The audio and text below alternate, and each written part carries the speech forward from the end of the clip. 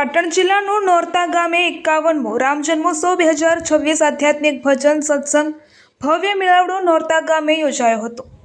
રામનવમીના જન્મે આખા ગામમાં શોભાયાત્રા કાઢવામાં આવી હતી। ભગવાન રામદેવ પીર મહારાજની અસીમ કૃપાથી સમસ્ત ગુજરાત ધાર્મિક અને સામાજિક અગ્રણીઓ દ્વારા પરમ પૂજ્ય સંત શ્રી દોલતરામજી મહારાજના સાનિધ્યમાં નોરતા ગામમાં ગુરુ પૂર્ણિમાની ઉજવણી અને રામનવમીની ઉજવણી મોટા પાયે થાય છે। સંત શ્રી વિશ્વ ભારતીજી મહારાજ જૂનાગઢ આશ્રમ ત્યાં પણ જૂનાગઢમાં ભવનાથના મેળામાં મોટી સંખ્યામાં મેળો ભરાય છે અને રણુજા આશ્રમમાં રવિરામ મહારાજ નોરતા રણુજા અને જૂનાગઢ ત્રણેય જગ્યાએ અન્નક્ષેત્ર પણ ચાલે છે।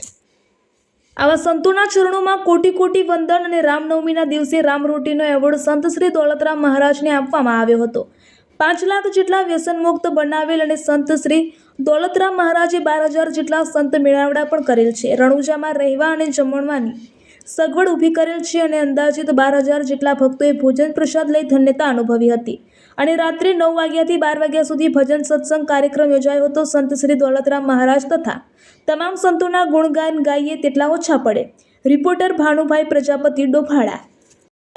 આજના મંગળ અવસરે સમગ્ર દેશવાસીઓ અને ધર્મપ્રેમી જનતા ભગવાન રામચંદ્રના જન્મોત્સવનો માહોલ સારા દેશમાં ધામધૂમથી ઉજવાઈ રહ્યો છે અને એમાં આજે અમારે નોરતા ગામે પણ 54મો વાર્ષિક જન્મોત્સવ ભગવાન રામના નામથી ઉજવાઈ રહ્યો છે। સમગ્ર ગામ અને હજારોની સંખ્યામાં માનવ દેશની ધર્મના નામે ભગવાનના નામથી આવી રહી છે।